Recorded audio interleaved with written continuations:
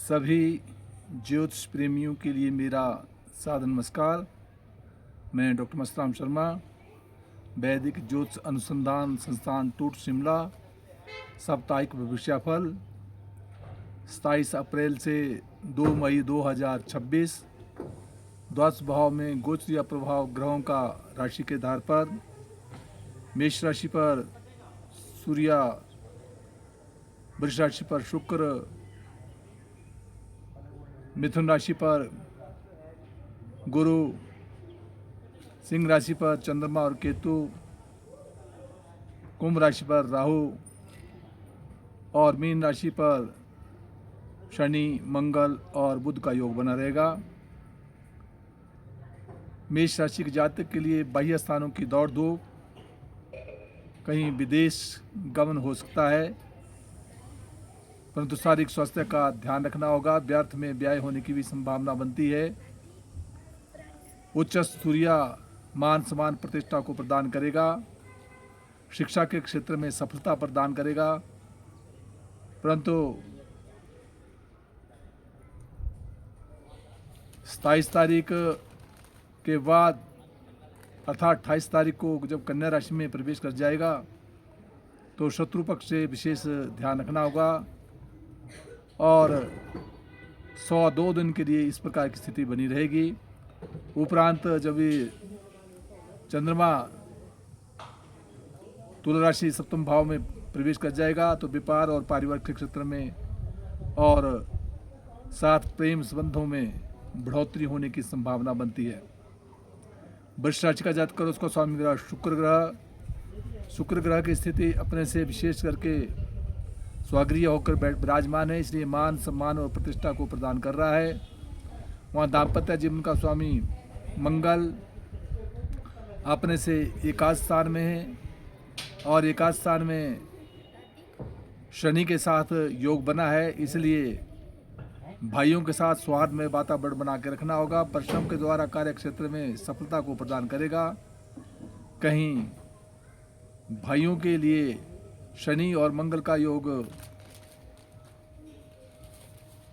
परेशानी का कारण भी बन सकता है, इसका ध्यान रखना होगा। जहाँ चंद्रमा द्वितीय भाव में धन का आगमन कर रहा है वहाँ मान और सम्मान प्रतिष्ठा को प्रदान करेगा। मिथुन राशि का जातक उसको स्वामी ग्रह बुध ग्रह की स्थिति अपने से 10वें स्थान में है, इसलिए शिक्षा के क्षेत्र में मिथुन राशि के जातक के लिए मान सम्मान प्रतिष्ठा और राशि पर गुरु का होना उच्चाधिकारियों से और साथ भाग्य उदय होने की ओर संकेत करता है। संतान प्राप्ति के योग भी बनते हैं।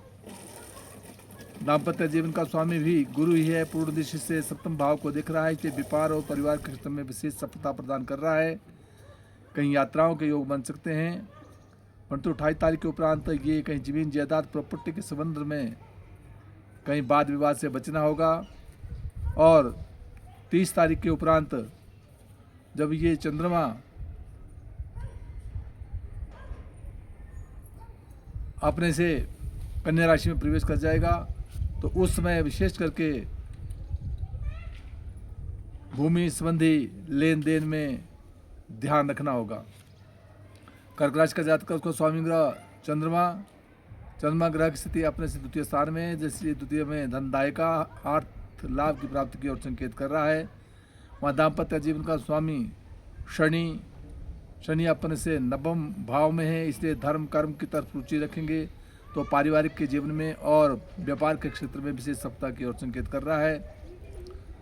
और साथ चंद्रमा जब ये 28 तारीख को कन्या राशि में प्रवेश कर जाएगा, कहीं यात्राओं के योग बनेंगे और जब 30 तारीख को तुला राशि में प्रवेश करेगा तो वाद विवाद भूमि संबंधी से बचना होगा।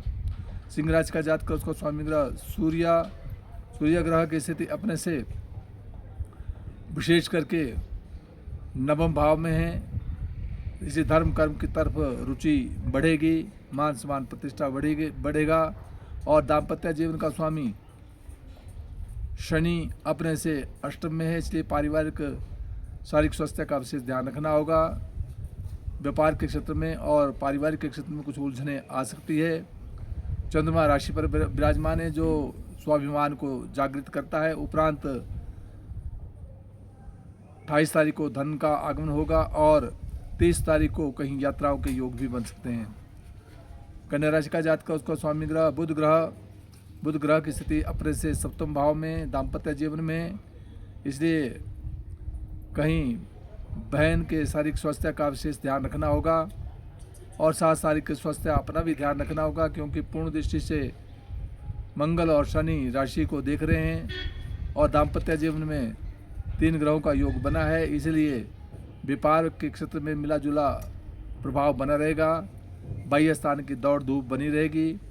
उपरांत 28 तारीख के उपरांत जो है मान सम्मान प्रतिष्ठा बढ़ेगी और 30 तारीख के उपरांत धन का आगमन होने की भी संभावना बनती है।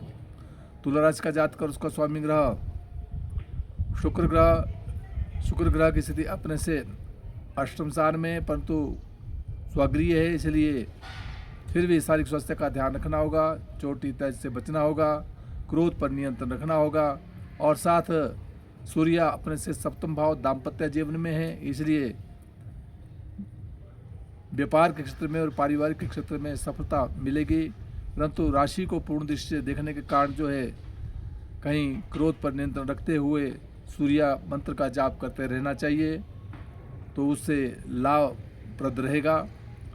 जहाँ चंद्रमा की स्थिति एकादश स्थान में आर्थिक लाभ की ओर संकेत कर रहा है। उपरांत जब 28 तारीख को ये कन्या राशि में प्रवेश कर जाएगा तो द्वादश भाव में होने के कारण 2 दिन बाह्य स्थानों की दौड़ धूप और व्यर्थ व्यय होने की संभावना बनती है। उपरांत चंद्रमा तुला राशि में आएगा, मान सम्मान प्रतिष्ठा को बढ़ाएगा।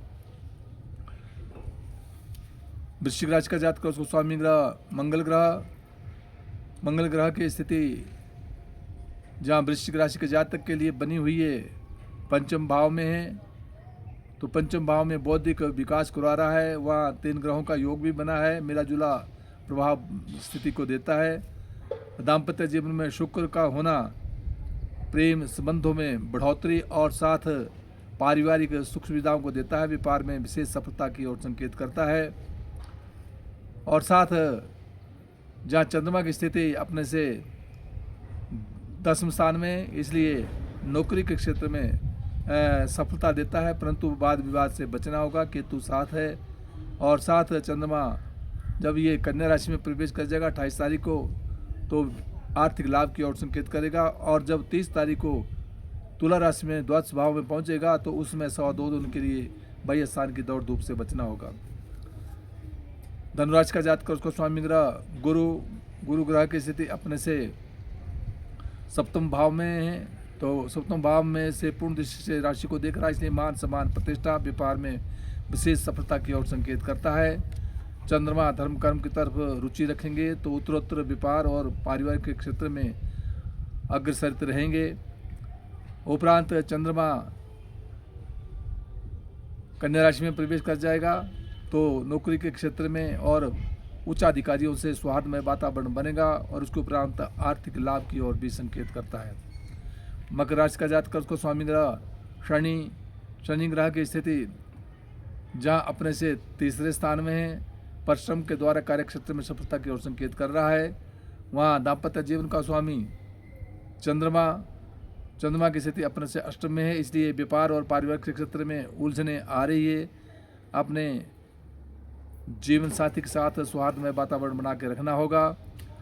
उपरांत 28 तारीख को चंद्रमा नवम भाव में धर्म कर्म में पहुंच जाएगा तो व्यापार और पारिवारिक क्षेत्र में बढ़ोतरी देगा और उसके उपरांत 10वें भाव में जाने के कारण जो है राजपक्ष से लाभ भी मिलेगा।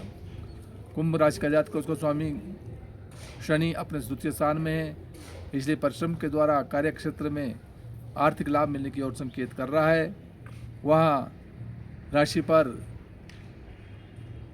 राहु और दाम्पत्य जीवन में चंद्रमा और केतु का योग बना है, इसलिए अपने जीवन साथी के संदर्भ में शारीरिक स्वास्थ्य का विशेष ध्यान रखना होगा। व्यापार और अन्य के क्षेत्र में उलझने आ सकती है, वहाँ माता के स्वास्थ्य का भी विशेष ध्यान रखना होगा। जहाँ दाम्पत्य जीवन का स्वामी सूर्य की स्थिति अपने से 3रे स्थान में है, इसलिए परिश्रम के द्वारा कार्य क्षेत्र में उत्तरोत्तर आगे बढ़ेंगे। मीन राशि का जातक उसको स्वामी ग्रह गुरु ग्रह की स्थिति अपने से तीसरे स्थान में है, चौथे स्थान में है, इसलिए जमीन जायदाद और प्रॉपर्टी का विशेष लाभ होने की संभावना बनती है। दाम्पत्य जीवन का स्वामी बुध राशि पर विराजमान है, जो पूर्ण दृष्टि से सप्तम भाव को भी देखता है, तो व्यापार और पारिवारिक क्षेत्र में उत्तरोत्तर मान सम्मान और प्रतिष्ठा मिलने की ओर संकेत करता है। चंद्रमा अपने से षष्ठ स्थान में होने के कारण शारीरिक स्वास्थ्य का विशेष ध्यान रखना होगा, शत्रुओं से सावधानी रखनी होगी। 28 तारीख को चंद्रमा सप्तम भाव में आ जाएगा, व्यापार में उत्तरोत्तर और पारिवारिक के क्षेत्र में सफलता प्रदान करेगा। और उसके उपरांत चंद्रमा तुला राशि में अपने से अष्टम स्थान में चला जाएगा, तो 2.25 दिन के लिए मीन राशि के जातक के लिए अपने शारीरिक स्वास्थ्य का ध्यान, गाड़ियों में सावधानी, दुर्घटना इत्यादि से बचना होगा। जिन जिन भाव का जो स्वामी बनता है उन भावों के स्वामी का मंत्र का जाप करते रहा करे, हितकर होगा। जय हिमाचल, जय भारत।